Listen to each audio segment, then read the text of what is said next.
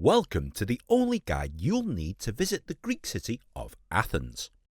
I'll show you everything, from how to get here from the airport, how to use the public transportation system, where to eat the most amazing food, which attractions to see and which ones to avoid, how to adopt a cat or three, and how to have the most amazing time in the ancient capital of the world.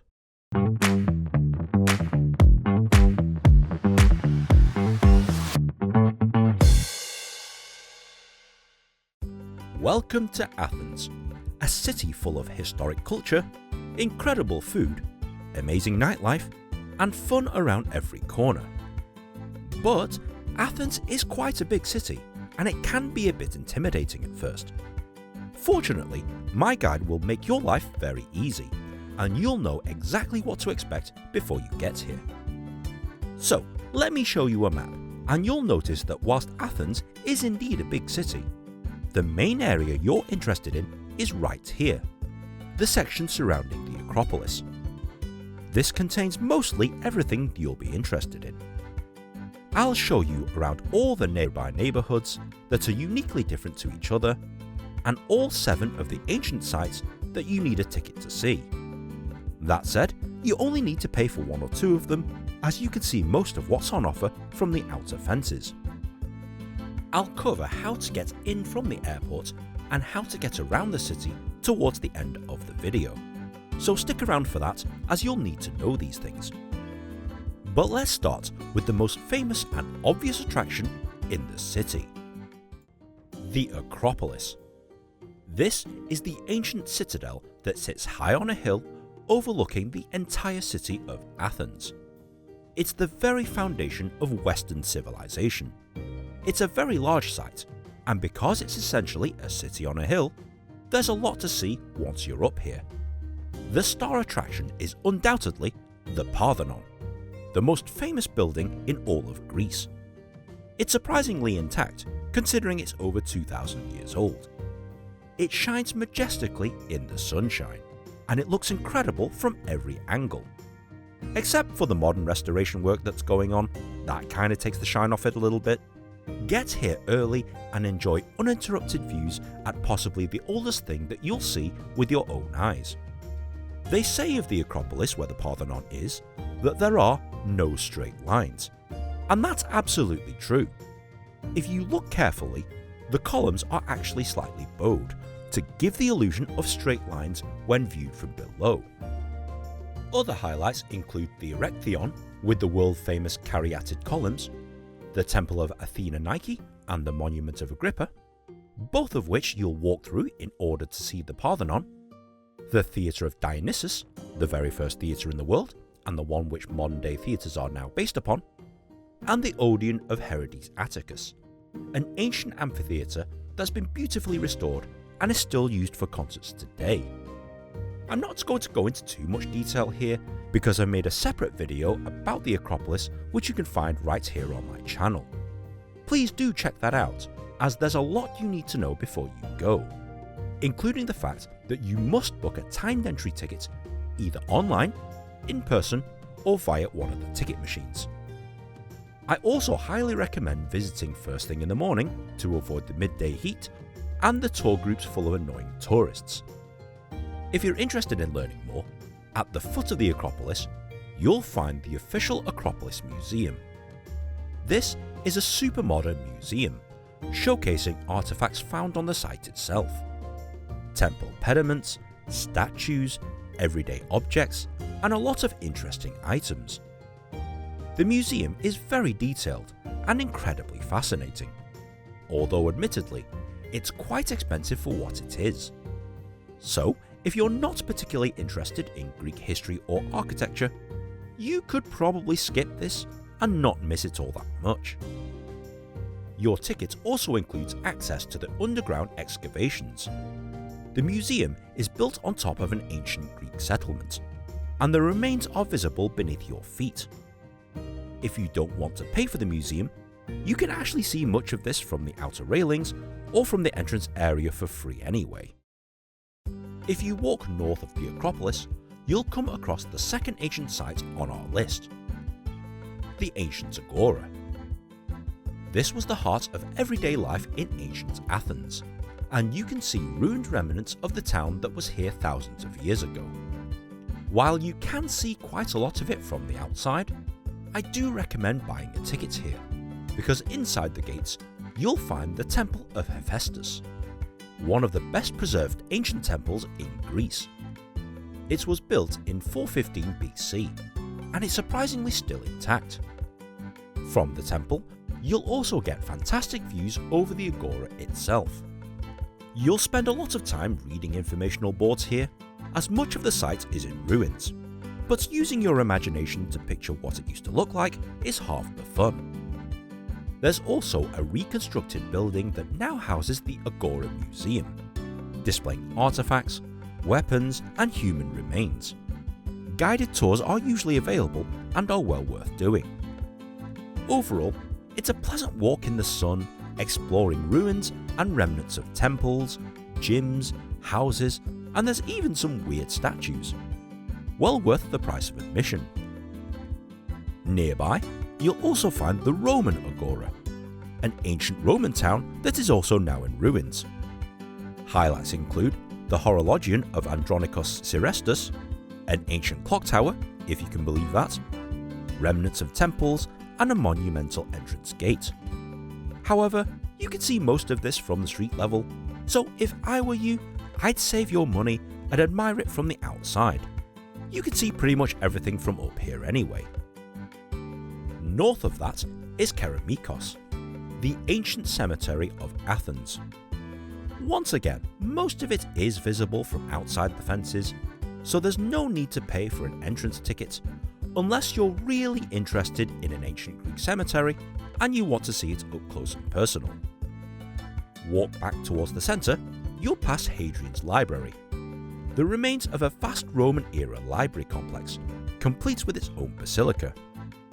Some of it has been restored, other bits not so much.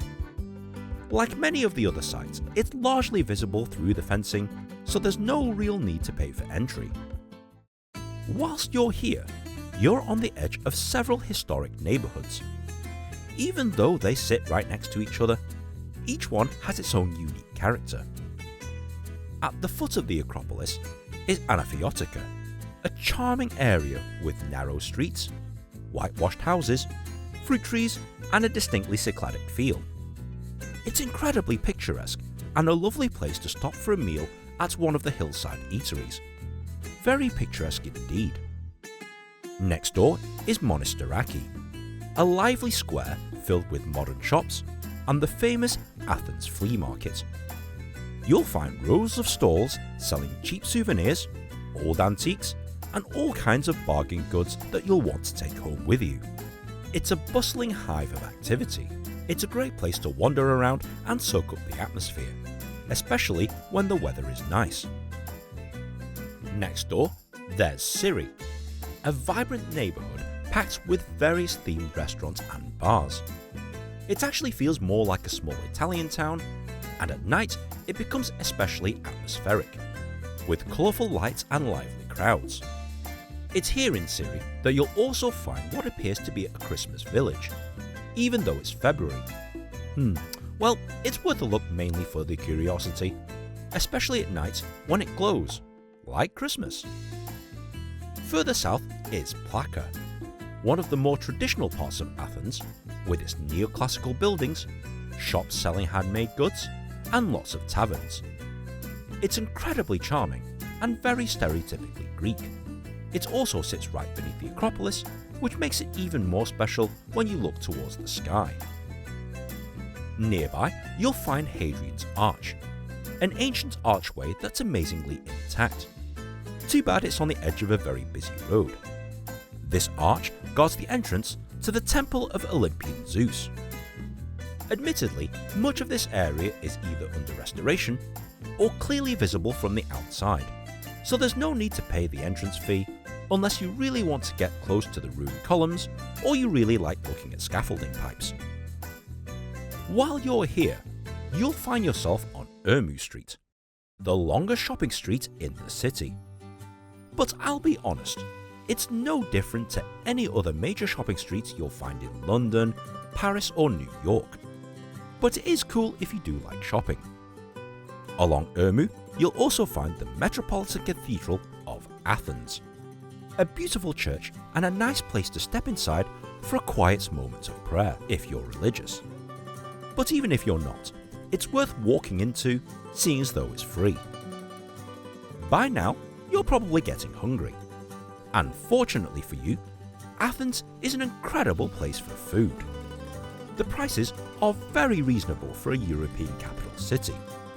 Some of the must-try food items include souvlaki, roasted meat that you can have on its own like this, and gyros, where the meat is served in warm pita bread with tomatoes, vegetables and fries.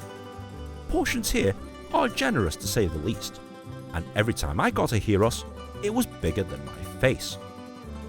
For dessert, you have to try Lukamades, Greek donuts, especially from the famous shop at Monastiraki. They're usually drizzled with honey and cinnamon, and they're absolutely addictive. So addictive in fact, that I unashamedly visited this place several times on my trip.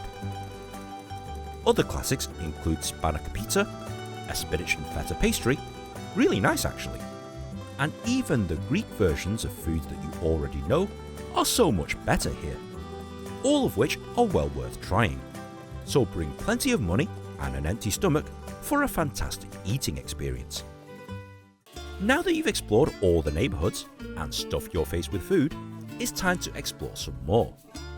Continue along Ermou and you'll arrive at Syntagma Square, the main square of Athens and a major transport hub. So this is where most of the metro lines cross and where you'll most likely catch your metro or bus to and from the airport. This is also where you'll find the Greek Parliament building. Self-explanatory, this is where the country's parliament assembles, and it's also home to the Tomb of the Unknown Soldier. Like in Washington DC, their unknown soldier is guarded 24 hours a day by the F-Zones, aka the Greek Presidential Guard, in these rather distinct uniforms. To say they're unique is an understatement. Funny hats, funny pants, and even funnier shoes. But that's not the weirdest part. Take a look at how these guys walk. It's here at the Parliament building that you can watch the changing of the guard ceremony, which takes place on the hour every hour. It's incredibly strange, with this John Cleese style marching, the weird hand gestures and facial expressions, and the kooky bobbles on the shoes. It's bizarrely mesmerising and well worth spending some time to watch it. The other place you can watch the changing of the guard ceremony is at the Presidential Palace a few streets away. Here they actually perform it on the street, and you can watch it from the other side of the road. Again, it's weird, but it's worth watching. Across the road is the National Garden, a peaceful green space with Roman ruins, shaded paths and manicured gardens. It's perfect if you want to get away from the chaos of the city and enjoy a nice quiet afternoon. Nearby, you'll also see Zappeion Hall, an impressive neoclassical building used for conferences and events. Generally, you can't go in, but it is nice to look at it from the outside. Just south of here is the very definition of what we now know as a stadium. This is the Panathenaic Stadium, the birthplace of the modern Olympic Games. It's an incredibly historic site, and whilst you can see most of it from the outside, it's well worth paying to go in, especially if you're a sports fan like me. Highlights include walking the actual track. I refuse to run on camera, so here's me walking instead. Standing on the medal podium, learning all about the Olympic Games themselves, exploring the very steep stands with some stunning views of the Acropolis in the distance. There's even VIP seats and whatever the hell these things are. Interesting. The only bit you don't see from the street level is the tunnel that leads you to the Olympic Museum. That was okay, but a bit small. But most of this is visible from the streets outside, just in case you don't want to go in. A short walk away is the final ancient site, the Lyceum of Aristotle. It's mostly flat ruins and not really worth the admission fee. View it from the outside if you pass by, but don't make a special trip to see it. Athens has hundreds of museums, far too many for me to cover in this video. I recommend that you do some research of your own to see if there's anything that you might be interested in.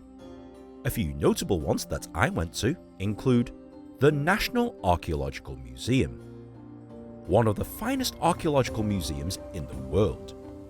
It houses incredible Greek, Roman and Egyptian artifacts, including very famous statues with very creepy eyes, whatever that is, seemingly all the gold in ancient Greece, Gerard Butler, and the Antikythera mechanism, the first ancient computer ever invented.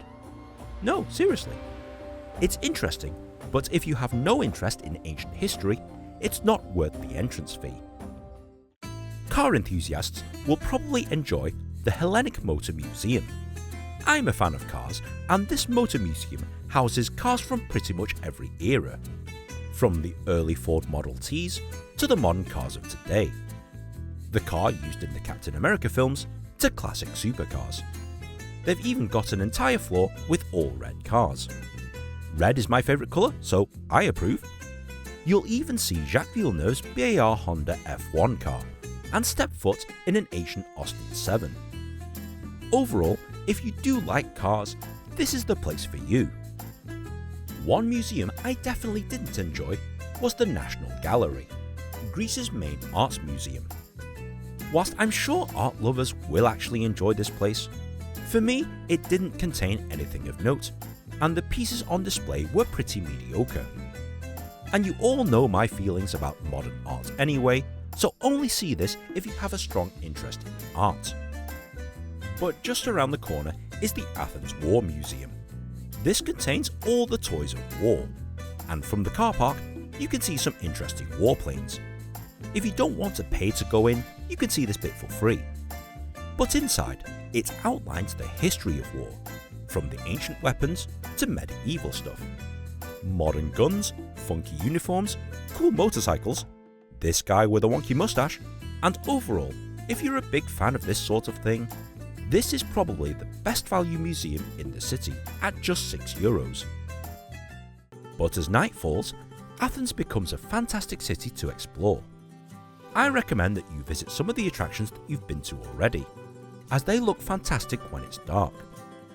Streets like Ermou come alive when the temperatures drop, and the city feels a lot more relaxed. You might even see the start of a marathon right in the middle of the street, just like this. And if you're wondering if you can still watch the changing of the guards at night, yes you can. They still change on the hour even when it's dark. For the best views in Athens, there's two places I'd recommend. The first is Lycabettus Hill, located here on the map. It's a giant hill overlooking the city, but it will take you up to an hour to climb to the top of it. To save your legs, use the funicular railway, which is €13 for a return journey. Quite pricey, but it'll save you a boatload of time and effort. From the top, you'll get panoramic views across the entire city, including views of the Acropolis and the Panathenaic Stadium. It's all very picturesque. There's a small church right at the top to say a quick prayer, but overall, the views are what you come to the top of the hill for. It gets especially busy here at sunset, where hundreds of people come to watch the sky go orange, and it can be quite busy and full of annoying tourists getting in your way. But it's a magical feeling to watch all of the lights of the city turn on at once, just like this.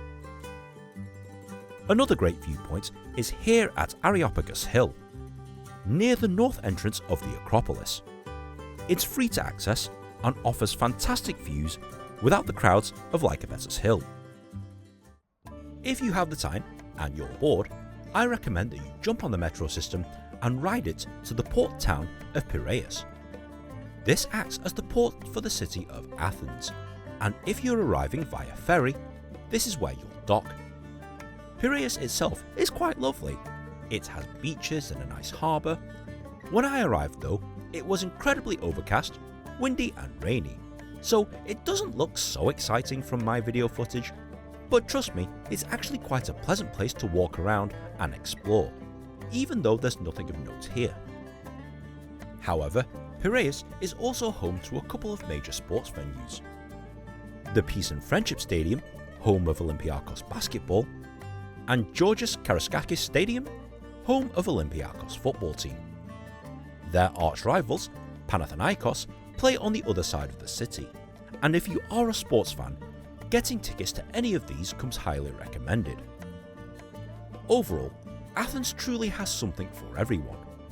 Famous sights, amazing history, fantastic food, warm sunshine, immense culture, and it's a city that won't break the bank.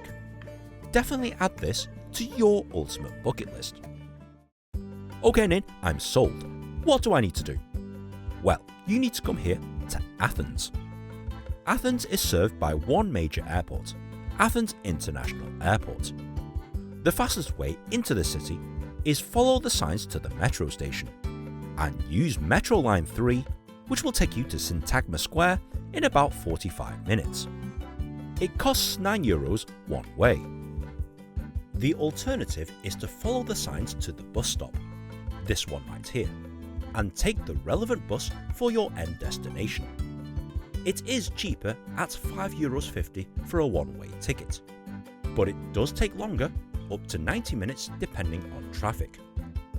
Having ridden both the bus and the metro, I'd say use the metro if arriving during the day, as it's faster and easier. But if you're arriving or departing in the middle of the night, then the bus is the only option, without taking a taxi. To buy your tickets for any of these, simply find a ticket machine, select your language, and pick the option and pay for it with cash or credit card. Once it spits out your ticket, simply validate it on the method of transport of your choice. On a bus, you'll just need to tap it at the reader next to the driver. And on the metro, just scan it at the turnstile, walk through it, and away you go. You will need to tap out at your end destination when using the metro, but buses and trams you only need to tap in once. It's literally that easy to get around the city, and the metro map looks no different to any other mass transit system in any major city. My advice, if you're here in Athens for 3 days, like me, is to buy a 3-day Athens round-trip card. This will give you one round trip to the airport, plus 3 days of unlimited travel for a total price of €20. Given that the airport metro is €9 each way anyway, for the extra €2, you might as well get 3 days of unlimited travel included in the price. Definitely value for money. If you're incredibly lazy, just tap in using your contactless credit or debit card, but it's more expensive that way. The cost? Athens itself is actually affordable, especially the food, which is amazing. However, the Greek government have discontinued combination tickets that will give you all the attractions for one price. You now have to pay for all of the attractions separately, and these can quickly add up. If you're looking for a place to stay, I highly recommend staying as close to Syntagma Square as possible. As mentioned earlier, Syntagma is the main transport hub of the city, and from here it's incredibly easy to get to anywhere else in Athens using the metro, tram or buses. Staying near Syntagma also puts you within comfortable walking distance of many of the major attractions, including Plaka, Monastiraki, Ermou Street, the Acropolis, etc. It's easily the most convenient base for first-time visitors. But as long as you're near any metro station, mostly anywhere is fine, and getting around the city is very easy.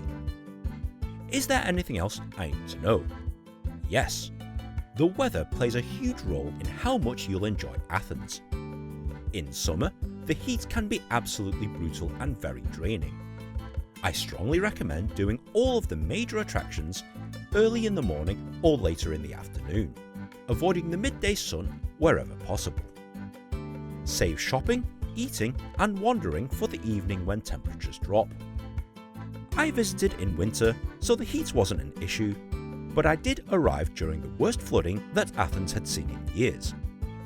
When it rains heavily, the streets can turn into rivers, making the city unpleasant and slippery to explore. Keep this in mind and plan accordingly. Athens is also not a flat city. It's surprisingly hilly, and you'll be walking up and down slopes all day long. Wear comfortable shoes with good grip, ideally trainers or hiking style footwear, and you'll thank me later when your feet aren't completely wrecked. Pickpocketing is a known issue in Athens, particularly around busy tourist areas and non-public transport.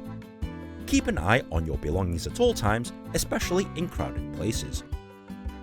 The spoken language here is Greek, but most signs are written in both Greek and English, and the vast majority of Athenians speak excellent English anyway. If you're a native English speaker, you'll be absolutely fine here. The currency here is the euro, and most places take both cash and credit card. Athens Airport is notoriously slow, especially at passport control, so allow extra time when arriving or departing. Traffic in Athens is also pretty terrible, and parking is extremely limited, which is why I strongly advise against hiring a car or relying on taxis. I've shown a lot of cats in this video, and that's not an accident. If you're allergic to cats, or you just don't like them for some reason, please be wary that stray cats are literally everywhere in the city. As mentioned earlier, always avoid official-looking third-party tickets websites that claim to offer skip-the-line access. These are usually marked-up resellers. Always buy tickets directly from the official attraction websites or at the ticket offices in person.